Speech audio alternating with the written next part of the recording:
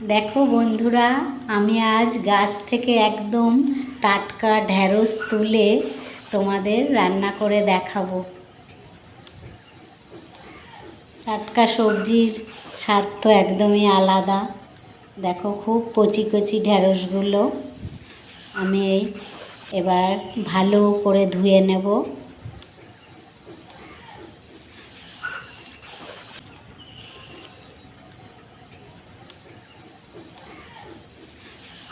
দেখো খুব ভালো করে এবার ধুয়ে নিচ্ছি, একটা একটা করে ভালো করে ধুয়ে নিচ্ছি।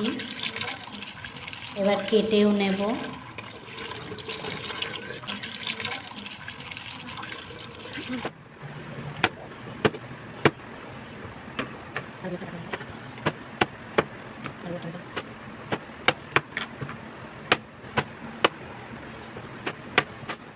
সবগুলো আমার কাটা হয়ে গেছে, দেখে নাও। এবার কড়াইতে তেল দিয়ে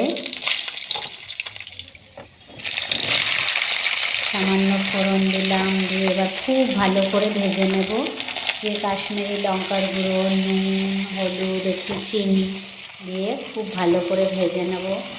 তারপর কিছুটা সাদা সর্ষে বাটা দেব। তারপরে আবার কিছুক্ষণ বাদে পোস্ত বাটা দেব। পোস্ত বাটাটা একটু পরে দিলেই ভালো হয়, দেখে নাও।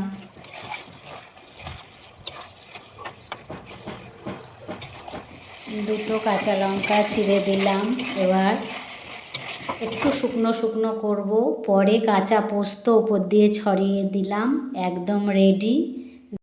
গরম ভাতে খুব সুন্দর খেতে লাগবে বন্ধুরা, তোমরাও বাড়িতে করে খেয়ে দেখো। ভিডিওটা এখানেই শেষ করলাম।